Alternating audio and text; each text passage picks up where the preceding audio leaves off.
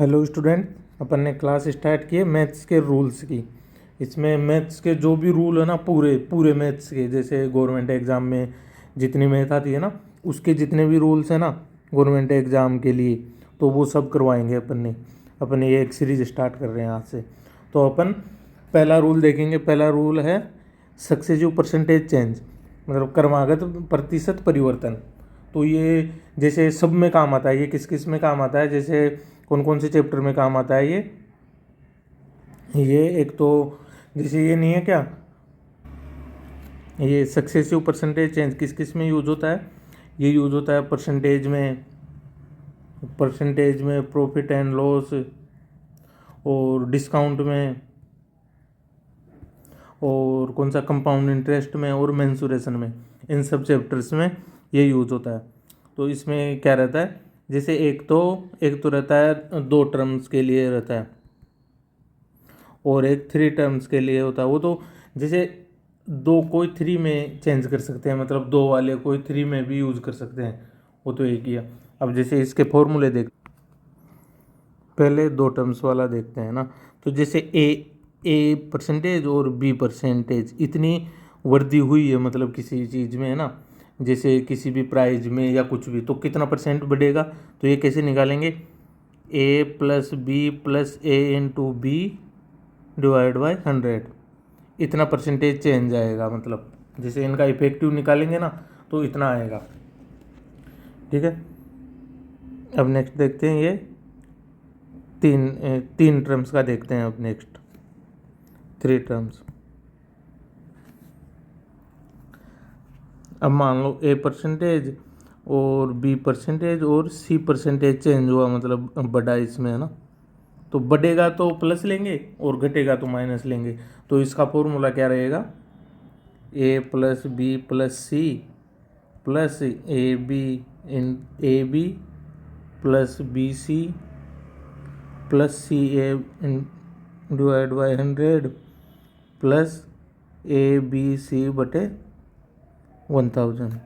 ये इतना परसेंटेज बढ़ेगा, मतलब ये इफेक्टिव रेट आ जाएगी, ये वाली इफेक्टिव रेट आ जाएगी।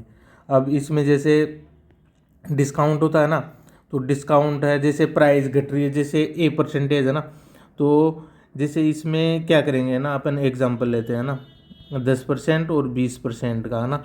किसी चीज़ की प्राइस में पहले 10% बढ़ा, फिर 20% बढ़ा, है ना, तो कितना बढ़ेगा, टोटल कितना बढ़ जाएगा, है ना। तो वो अपने को फिर मतलब सोचना है ऐसे डायरेक्ट, जैसे फॉर्मूला तो अपने को याद है ना, ए प्लस बी ए इंटू बी बटे 100, ये फॉर्मूला है ना। तो इसको कैसे करेंगे, 10 प्लस 20 प्लस 10 गुणा 20 बटे 100, तो कितना आ जाएगा। तो ये तो 30 हो गया, और ये कितना आ जाएगा 200 बटे 100 कितना 2, तो 32% आ गया, है ना। तो इसमें अपन जैसे इतनी बड़ी कैलकुलेशन करने की बजाय, है ना, अपने को डायरेक्ट, जैसे फॉर्मूला तो पता ही है ना, तो अपने को सोचना है 10 और 20 है ना, 10% और 20% है ना। तो इसमें अपने को सोचना, बस क्या करना है, दोनों को ऐड करना है, तो कितने हो गए 30, और दोनों को गुणा करना है, 20 गुणा 100 कितने हो गए 200।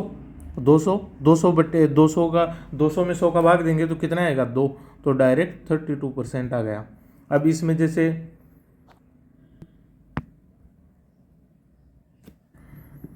यहाँ पे इसमें याद रखने की कोई भी चीज़ नहीं है, बस ये फॉर्मूला याद रखना है, बस दिमाग में रखना, ए plus B plus A into B बटे 100, ये याद रखना है बस, और कुछ नहीं रखना।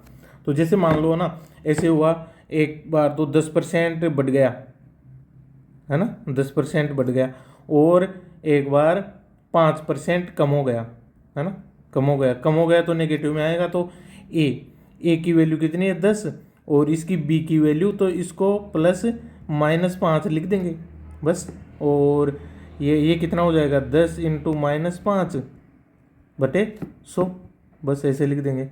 तो इसमें से 10 में से कितना गया 5 गया, तो कितना 5 बचा, और ये कितना गया 50 बटे 10, है ना, तो कितना आ गया पॉइंट, माइनस में आएगा ये, जैसे माइनस में हो जाएगा ना, -50 बटे 100, तो कितना हो जाएगा 5 -0.5, है ना। ठीक है, तो कितना 4.5 आंसर आ जाएगा। 4.5% चेंज आ जाएगा उसमें। अब ये प्लस में आ रहा है ना, प्लस में आ रहा है तो ये बढ़ेगा इफेक्टिव रेट, मतलब इफेक्टिव रेट 4.5% बढ़ेगी, मतलब ऐसे आ जाएगा। ठीक है, एक क्वेश्चन करवाता हूँ अब ना। एक क्वेश्चन वो नहीं होता है क्या, जैसे कोई प्राइज है ना, तो उसमें एक तो 10% की छूट दी गई और एक छूट दी गई 16% की दी गई, मतलब 10%, मतलब एक 15% की छूट दी गई है ना। तो इफेक्टिव कितनी छूट हो जाएगी, मतलब कितनी परसेंटेज छूट हो जाएगी, है ना, कितनी छूट हो जाएगी। तो ये दोनों ही, मतलब छूट है मतलब डिस्काउंट है तो नेगेटिव है ना दोनों ही। तो इसको अपने को कुछ नहीं करना, वो है ना वो फॉर्मूला उसका, जैसे ये फॉर्मूला है पूरा, है ना, ए प्लस बी, है ना, plus A into B by ये 100, है ना, ये इसी फॉर्मूले में रखना है बस, और कुछ नहीं करना। तो जैसे क्योंकि हर जगह माइनस रखेंगे तो सब प्लस हो जाएगा, हर जगह माइनस रखेंगे तो प्लस हो जाएगा। देखो ना ऐसे कैसे होगा ये, देखो ना। तो जैसे ये यहाँ पे है ना माइनस, है ना, -10,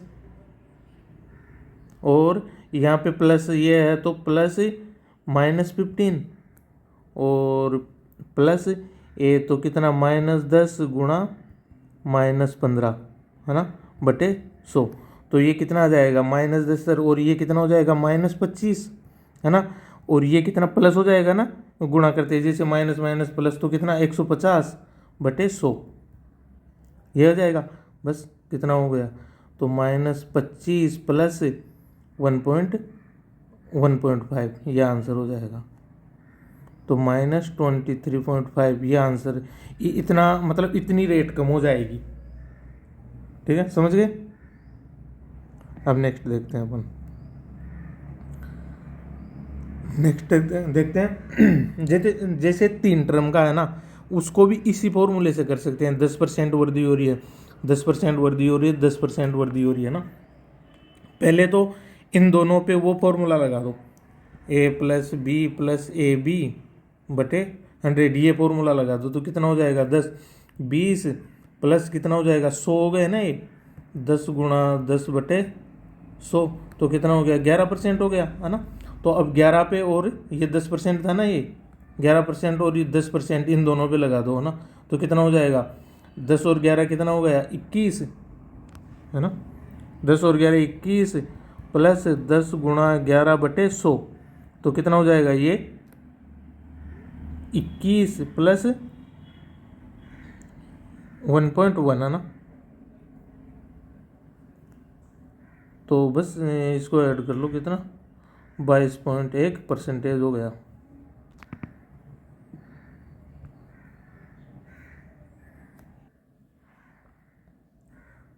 हाँ, इसमें यार अपन ने गड़बड़ कर दी ना इसमें।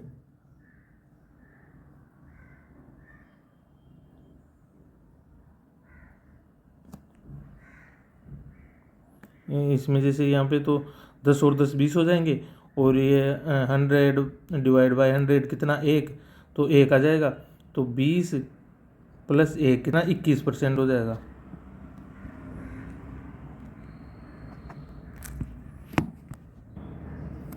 ये 21% हो जाएगा, 21%, और ये अपन ने यहाँ पे गलत कर दिया ना, तो ये कितना हो जाएगा 21% और 10% का इफेक्टिव फिर लगाएंगे इसमें, है ना। तो 21, ये कितना हो जाएगा 21 और ये 31, 31 प्लस 21 गुणा 10 बटे 100, ये करेंगे, है ना। तो कितना हो जाएगा 31 प्लस 2.1, तो कितना हो जाएगा 33.1% आ जाएगा। तो ये किसका आ गया 10%, 10% और 10%, तीनों का ये इफेक्टिव आ गया, मतलब ये 33.1%। ठीक है, ये कॉन्सेप्ट यहीं ख़त्म।